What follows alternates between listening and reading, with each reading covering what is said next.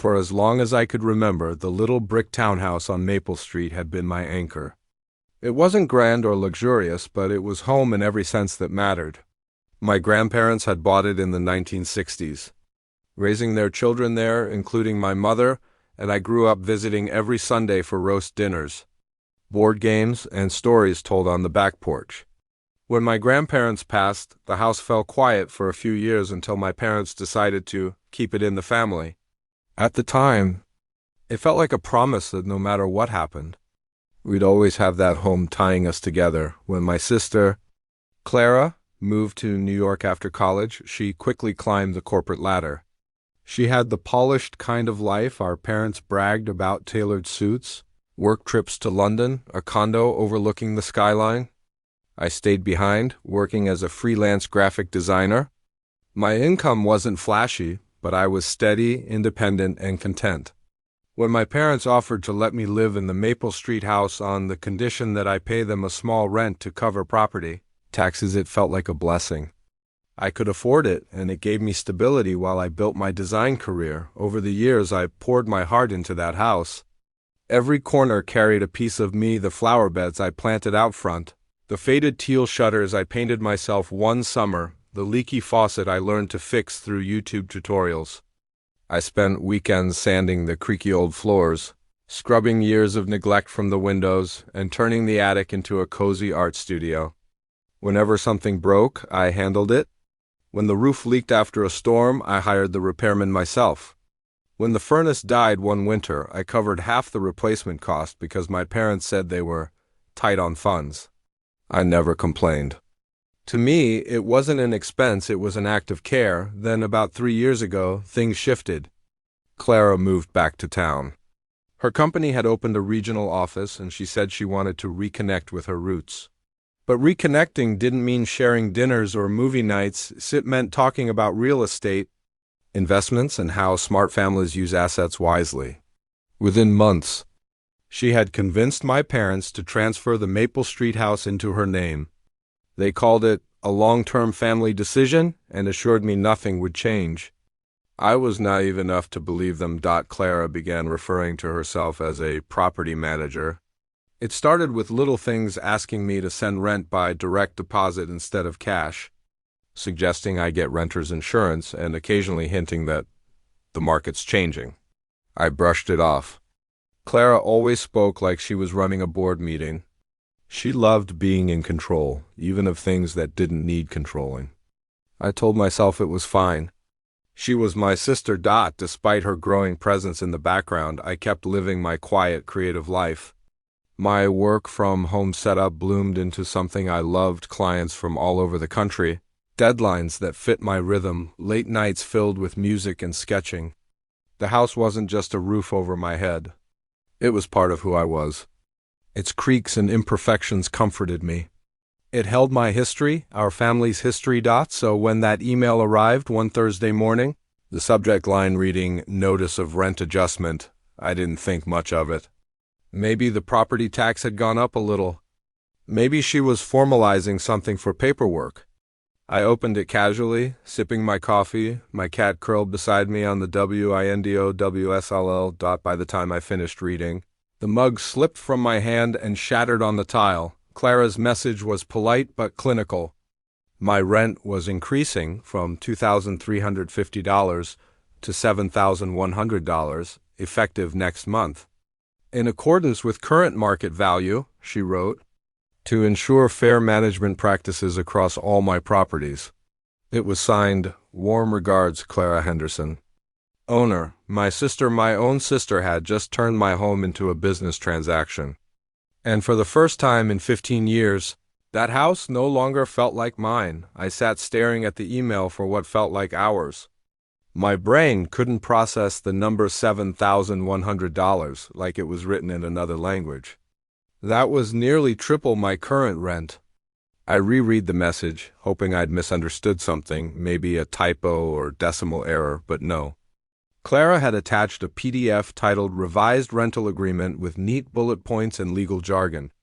It might as well have been a stranger writing to me, not my sister. When I finally called her, my voice was shaking so badly I barely recognized it. Clara, what is this supposed to mean? I asked. Her tone was maddeningly calm.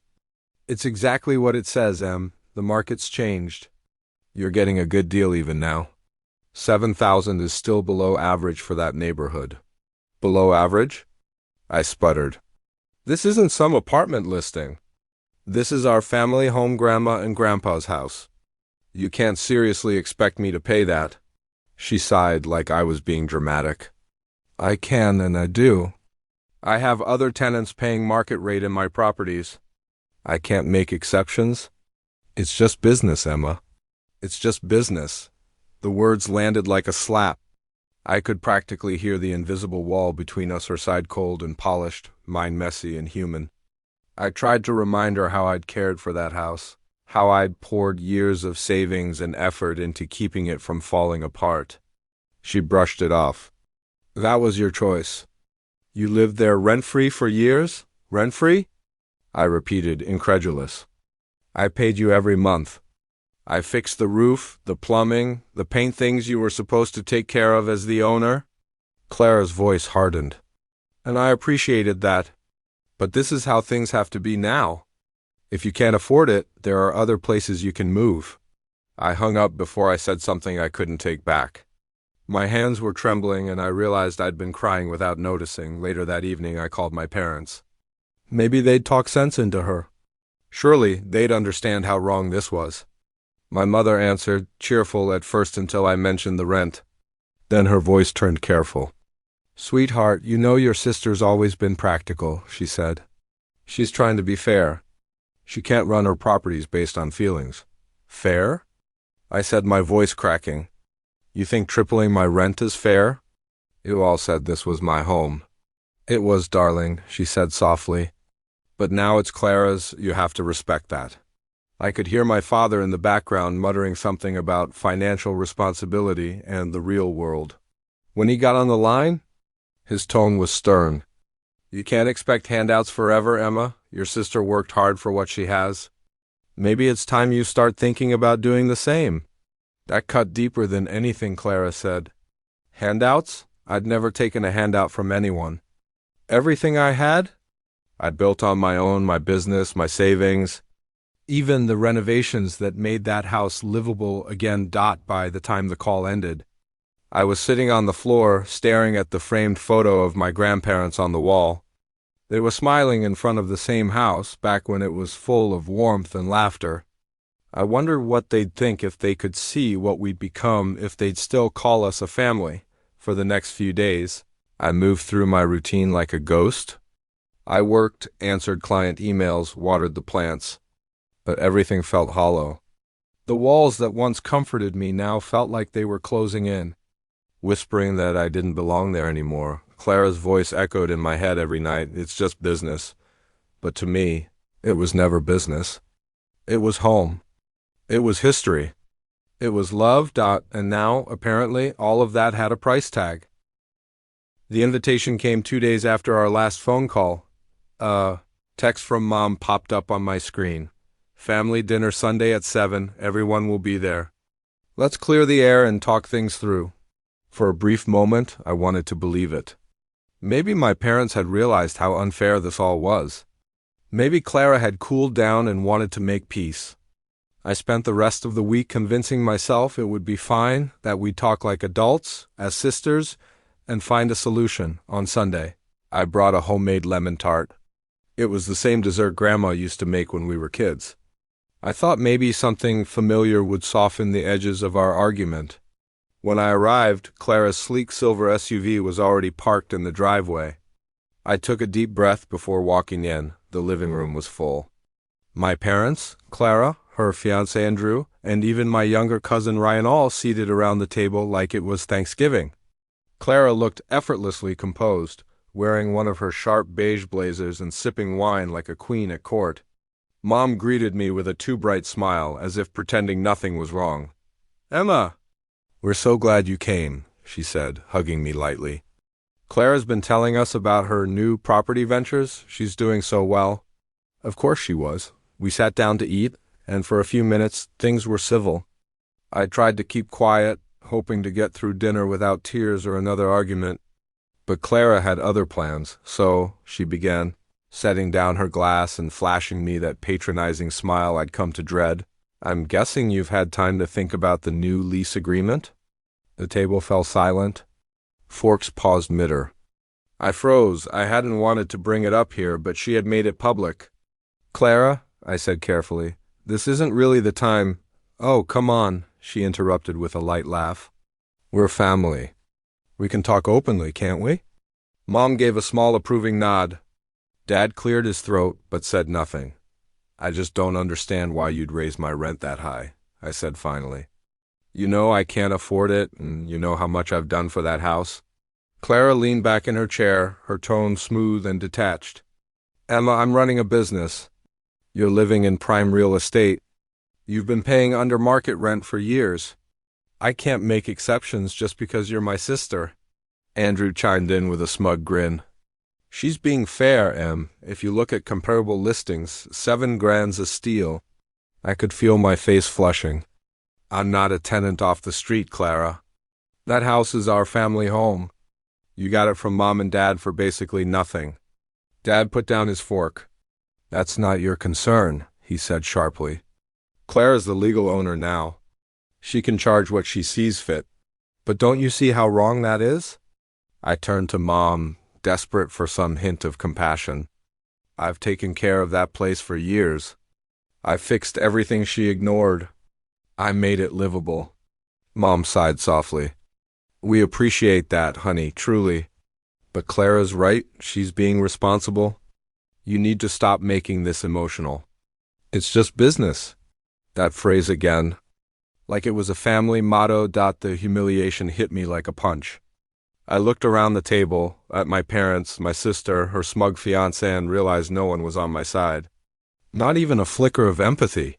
Clara's eyes glimmered with quiet satisfaction, as if my humiliation was the dessert course. I didn't finish dinner. I stood up, left the lemon tart untouched on the counter, and walked out. Outside, the night air was cold and sharp. I sat in my car for a long time before starting the engine. My hands were shaking, but my mind was clear for the first time in days. They could call it business all they wanted. But I was done playing by their rules. If they wanted to treat me like a stranger, I'd start acting like one. The days after that dinner felt like walking through the ruins of something sacred. I'd always known my family wasn't perfect. There were quiet rivalries, unspoken hierarchies, but this was different. This was betrayal in its purest form, dressed up in polite smiles and the language of business. For 2 nights I barely slept. Every time I closed my eyes, I saw Clara's smug expression and heard Mom's voice telling me to stop making it emotional. I wasn't emotional, I was angry. And for the first time in my life, I was ready to do something about it. I decided to start by organizing my records. Maybe it was just a way to cope, but I needed to see everything clearly, every receipt, every text, every piece of proof that I wasn't some freeloader, but someone who'd invested years into maintaining that house. I spent an entire weekend digging through drawers and boxes. I found invoices for the new roof for $1,200 that I'd paid out of pocket when a storm had torn the shingles off 3 winters ago. The plumber's bill for fixing the burst pipe in the bathroom, $900. Home Depot receipts for paint, soil, garden tools, lighting fixtures. Even old emails from Mom, thanking me for keeping the place in such good shape. As the pile of papers grew higher, so did my sense of outrage. This wasn't just maintenance. This was unpaid labor. I'd been the caretaker, the cleaner, the repairwoman roles Clara never once lifted a finger for when I was nearly done.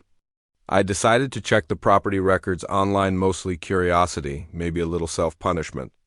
But what I found made my stomach drop. According to the county assessor's website, the house had been transferred to Clara for $1.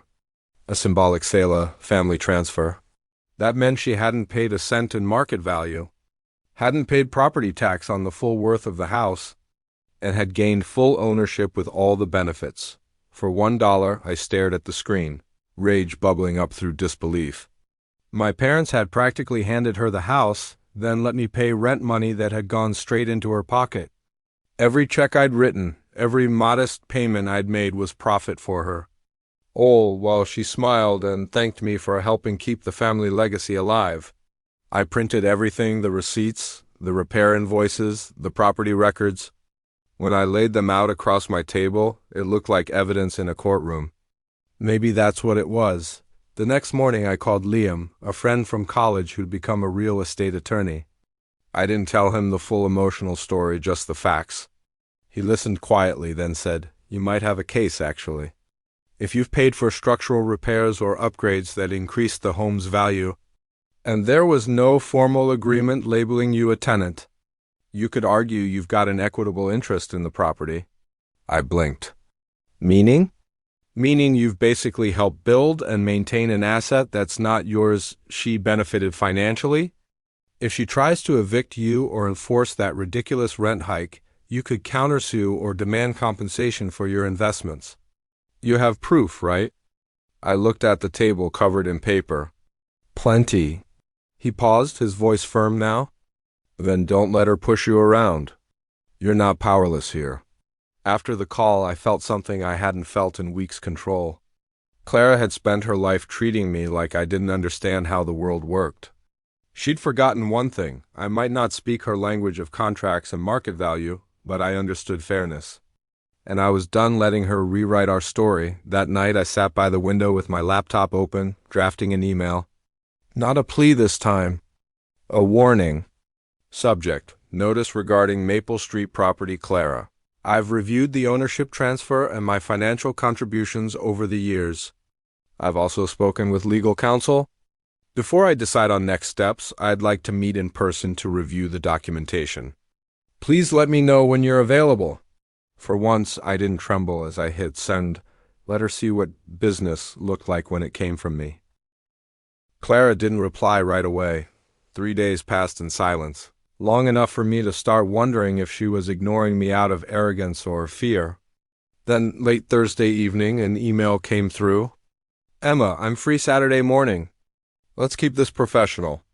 Meet me at Mom and Dad's at 10, Clara." Professional. She really couldn't help herself. Saturday came gray and cold, the kind of morning that made everything feel heavier. I arrived early, clutching the folder I'd assembled every receipt, every photo, every bit of proof I'd collected. When I walked into the living room, Clara was already there, perched on the sofa like she was holding court. Our parents sat nearby, looking uneasy. "Emma," Mom greeted softly. "Let's try to stay calm, okay?" Clara smiled tightly. I didn't expect lawyers to get involved over a rent adjustment. I didn't expect my sister to triple my rent and act like I was a stranger, I said, sitting across from her. Dad cleared his throat. "Let's not turn this into a fight. Claire's been doing what's best for the property." I cut him off. "No, Dad, she's been doing what's best for herself."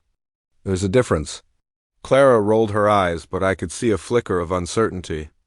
I opened my folder and began spreading the documents across the coffee table, neat stacks of receipts, photos, printouts. "These are all the repairs and upgrades I've paid for over the last 10 years, I said evenly. "The roof, the plumbing, the paint, the yard work, things that improve the property's value. And here," I added, sliding over the property transfer record, "is proof that you bought the house from Mom and Dad for $1. Clara's expression faltered. "Just slightly," I continued, my voice steady. "That means you didn't invest anything into this house, but you've been profiting from my rent for years. In fact, my payments helped you cover taxes, insurance, maintenance, everything. You've already made money off me, Clara." Dad leaned forward, frowning. "That's enough, Emma. It's not your place to question how we handle family property." "Oh, it's very much my place," I said, meeting his gaze. "I've spent a decade taking care of that house. I have proof of every dollar I put into it. My lawyer said I could claim equitable interest or file for reimbursement of all property improvements I made under false pretenses." Mom's hand flew to her mouth. "You wouldn't sue your own sister," she whispered. "Would she evict me?" I countered. "Would she make me pay $7,100 for a home that I maintained while she sat in her apartment bragging about being a landlord? Because that's what she's doing, Mom profiting off my loyalty." Clara's confident posture began to crack. "You're twisting things," she said quickly. You agreed to pay rent? No one forced you to fix anything. Wrong, I said calmly, pulling out one more paper and email from her, dated 4 years ago. Thanks for fixing the roof leak. I'll cover half since I'm low on funds right now. I slid it toward her. You knew exactly what I was doing. And you benefited from it. Silence fell. Mom looked from me to Clara, her voice trembling. Clara, is this true? Clara's jaw tightened. That's not the point, she muttered. The point is, Emma's acting entitled. I'm treating her like any other tenant. Exactly, I said, standing up. You're treating me like a tenant? So from now on I'll act like one.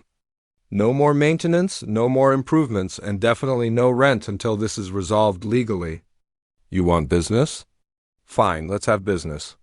I gathered my papers, slid them into the folder, and walked toward the door. Before leaving, I turned back to face them one last time. For years, I thought family meant helping each other. Turns out it just meant helping you. Clara didn't answer. For the first time, she looked uncertain, like she'd lost the script. I closed the door behind me and stepped into the cold morning air. My heart was pounding, but my hands were steady. 2 weeks passed after that confrontation. And not a single word came from Clara, no emails, no calls. Not even one of her clipped, "Let's be professional" messages. The silence was almost disorienting. For the first time in months, no one was telling me what to do, how to feel, or what was fair. At first, I half expected a letter from a lawyer or an eviction notice slipped under my door. But nothing came. Instead, I received a single text from Mom one evening.